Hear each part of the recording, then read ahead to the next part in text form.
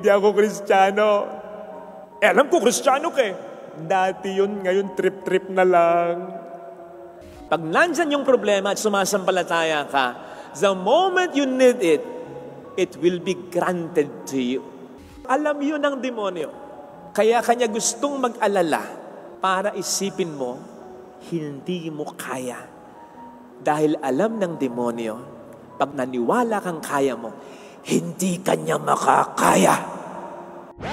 Tanong, paano kung may magpunta dito, nagalit sa mga Kristiyano, at sabing lahat ng mga Kristiyano, huhulihin, ikukulong, pahirapan, papatayin.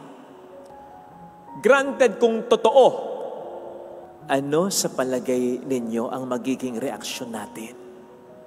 Takbo? Tago? Tanggi? Di ako Kristiyano. Alam ko, Kristiyano ka eh. Dati yun, ngayon trip-trip na lang. Ganun ba? O maninindigan tayo bilang Kristiyano ako. Kahit pa ikulong ako, kahit pa pahirapan ako, kahit pa patayin ako. Tulad ng mga martir ng simbahang ito. Kaya, palagay ninyo, palagay natin, Father, hindi ako mapalagay. Sa isip ko, sa puso ko, gusto kong manindigan bilang Kristiyano, pero nakatatakot kung totoo na mangyayari yung sinabi mo. O sige, mas gawin nating malapit sa katotohanan. Paano kung malugi ang negosyo mo? Paano kung matanggal ka sa trabaho na kailangan mo at ng pamilya mo? Paano kung magloko ang asawa mo? Paano kung maligaw ng landas ang anak mo? Paano kung magkasakit ka ng malubha o ang mahal mo sa buhay?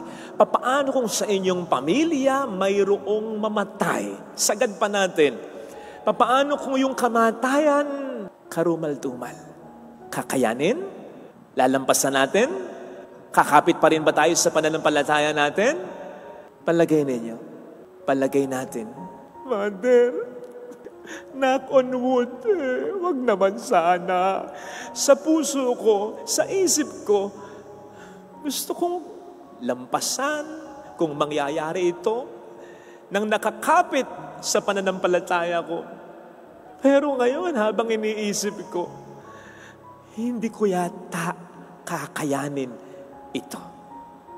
Well, kahit ako naman ang tanongin ninyo baka ganun din naman ang isagot ko. Sa unang tanong, paano kung may magpunta dito? Pari ka, di ba? Patayin ka namin. Katakot yun. Parang hindi ko kaya. Kung mamatay ang isa sa mahal ko sa buhay, syempre gusto natin kumapit sa pong may kapal, pero kung tatanungin mo ko yun, Lord, wag naman. Nevertheless, posibleng mangyari ang lahat ng yan. Pero wag tayong mag-alala. Sabi ko nga, kahit ako pwede kong sabihin, sa ngayon, hindi ko yata kaya. Pero wag tayong mag-alala. Sapagkat kapag dumating na at totoong sumasampalataya ka, kakayanin mo maniwala ka. Ito yung sinasabi sa Ebanghelyo ngayon. Ang sabi dito sa mga tagasunod ng Panginoon, noon at ngayon yung mga sumasampalataya sa Kanya, dadakpin kayo, uusigin kayo, hahagupitin kayo, lilitisin kayo. Yung mas matinding parte, yung pangalawa Ano sabi sa pangalawa? Ipagkakanulo ng kapatid ang kanyang kapatid upang ipapatay. Gayon din ang gagawin ng ama sa kanyang anak. Lalabanan ng anak ang kanyang magulang, ipapapatay niya ang kanyang magulang. Kapupuotan, mahirap to Ang sinasabi ng Panginoon dito, yung pinakamatinding problema na pwedeng maranasan ng tao. It's either gawin mong literal ito, magkasira kayo ng asawa mo, ng anak mo, para ka na rin pinatay nito, right? Ito yun. O kaya, may mangyaring hindi maganda sa mahal mo dahil ginawa ng masama ng ibang tao. Ito yun. Hindi nga ba't ang isang pinakamatinding problema ay problema sa taong sa atin ay mahalaga? Sapagkat next to God, diyan tayo kumukuha ng enerhiya sa mga taong sa atin ay mahalaga. Kaya magkaroon na tayo ng problema sa lahat, wag lang sa pamilya. Right? Ito yun. Ngayon ang sinasabi ng Panginoon dito, pwedeng may mangyaring ganito sa atin pagdating ng panahon. Kung tatanungin tayo ngayon, kahit na tayo sa mga sampalataya na, baka mag-alangan tayong sumagot kung kakayanin ba natin talaga. Pero wag kang mag-alala, sapagkat kapag dumating na anumang matinding problema, kakayanin mo, maniwala ka. Ito yung sinasabi, kapag nararanasan nyo na ang lahat ng ito, huwag kayong mabalisa kung ano ang sasabihin ninyo at kung paano nyo ito sasabihin. Sapagkat pagdating ng oras na yon, ito'y ipagkakaloob sa inyo. Sapagkat hindi na kayo ang magsasalita, kundi ang Espiritu na kaloob sa inyo. Paraphrase, in other words, ngayon hindi nyo kaya. Totoo yun. Pero kapag dumating ang problema at sumasampalataya ka pa rin talaga, magugulat ka na lang, makakaya mo. Sapagkat hindi na ikaw mag-iisa, kasama mo siya. Nung nakaraang linggo, yun naman ang pangako niya. Yun yung pahinga na pangako ng Diyos. Hindi yung pahinga na mawawalan ka na ng problema. Kaya nga ang sabi niya, pasanin pa rin ninyo ang aking pamatok. Magaan to.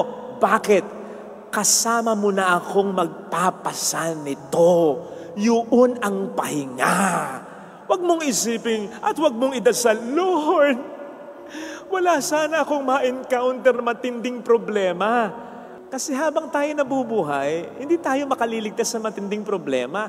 Hindi naman po pwedeng hindi tayo mamatay. Hindi naman po pwedeng hindi mamatay ang mahal mo. Di ba? Hindi realistic yung dasal na yon. Ang mas realistic na dasal, Lord, kapag dumating anumang malaking problema, iparamdam mo sa akin na nandyan ka. Yun ang mas realistic na dasal sa Kanya.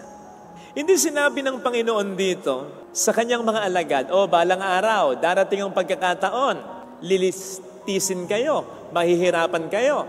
Ngayon pa lang, ibibigay ko na yung grasya. Hindi. Bagamat may grasya, araw-araw, tuwi-tuwi na, ang sabi niya, pagdating ng oras na kailangan nyo ng extra grasya, grasyang bonggang-bongga, grasyang matindi talaga, na masasabi mo na yung sinasabi sa banal na kasulatan, hindi na ako kundi siya. Ibibigay ko sa inyo yung grasyang iyon. Maniwala kayo. Ako lang hindi naman ako yung taon-taon sa seminaryo, 10 taon yon, yung gustong-gusto kong pumasok. Hindi ako gano'n. Ako yung taon-taon, kaya ko pa ba? Hindi ko na yata kaya. Pero yung lumalaban ka, nagtitiwala ka, sumasampalataya ka, Lord, isa pa ha? Ayun Lord, isa pa ha? Ayun hanggang ngayon. Kung mahirap maging pare, mas mahirap manatiling pare. At ang pinakamahirap ay manatiling mabuting pare. Pero yung sa kabila ng lahat ng nangyayari, sa kabila ng lahat ng mga tukso at problema, basta magdasal ka Tuloy-tuloy lang One after the other lang. Mayat-mayat, sinasabi ko sa inyo, nung mapunta ako una dito, walang simbahan at walang kumbento, hindi ko kaya ayan na. Ayan na siya. Unti-unti lang. Ngayon, paano ko nga ba nakaya? Paano nga ba natin nakaya? Kaya ako, kapag umaatake yung takot na at sasabihin sa akin ni Taning na, paano pag tumanda ka? Sino mag-aalaga sa'yo? Alagaan ka man, gusto mo ba? Alagaan ka. Dahil may makukuha sa'yo. Ayoko nun. Alagaan ka man ng isang nurse o ng isang kasambahay, mahirap yung inaalagaan ka dahil ang sinusweldohan mo siya. Baka mamaya kapag gaganong-ganong ka na at ayaw mong kumain, salaksak sa'yo yung kutsara, kumain ka! Ala ka pa? Hindi ka ba natatakot ng gano'n, Father Fidel? Kapag umaatake sa akin yung takot na yon, ito yung iisipin ko. Maliwanag eh. Kapag dumating yon, nandun ang tulong at grasya ng Panginoon. Kaya, wag masyadong nega. Paano pag ganito? Paano pag ganon? Ay! Pag nagkaganito at pag nagkaganon, nandun ang tulong ng Panginoon. And so, wag tayong mainggit. Halimbawa, sa mga martir, sa mga banal, na nakaya nilang ialay ang kanilang buhay.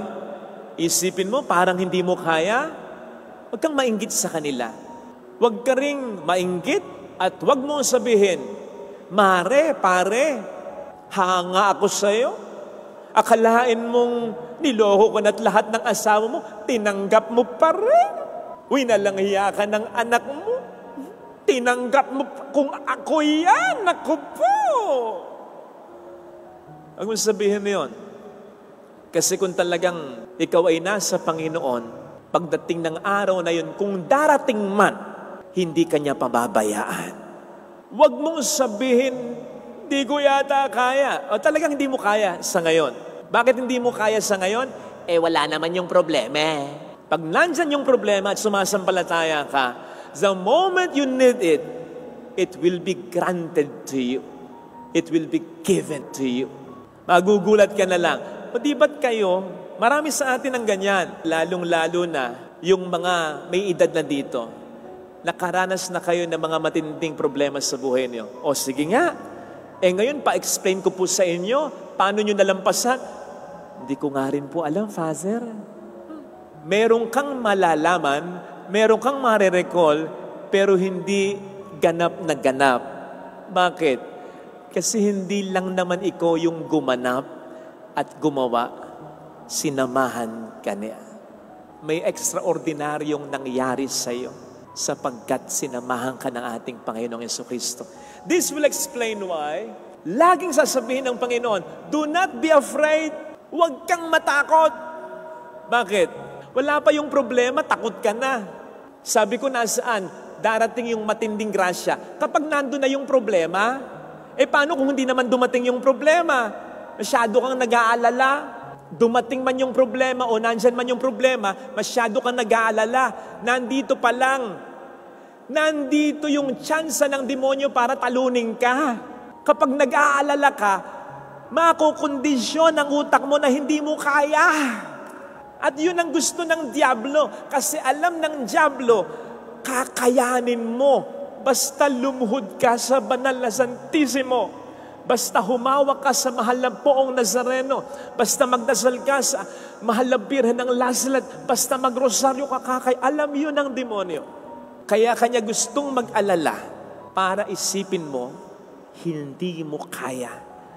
Dahil alam ng demonyo, pag naniwala kang kaya mo, hindi kanya makakaya. Kaya sa misang ito yung ipagdasal nating biyaya. Yes, pagdasal natin, Lord, maiwasan ko sana ang ganito, ganon na malalaking problema. Okay yun, valid yun. Valid yun. Pero ang idasal din natin, Lord, dumating man, tulungan mo ko at siguradong ito ay aking makakayanan. Basta sa tulong ng Panginoon, huwag natin kakalimutan yan. Kasi madalas, ang pinaniniwalaan nating kasabihan, hindi ako bibigyan ng Panginoon ng problema na hindi ko makakayanan. Tama yan, pero hindi masyadong eksakto, kulang. Bakit? Isipin mo, ang sasabihin mo, hindi iaalaw ng Panginoon ang problema na hindi ko makakayanan.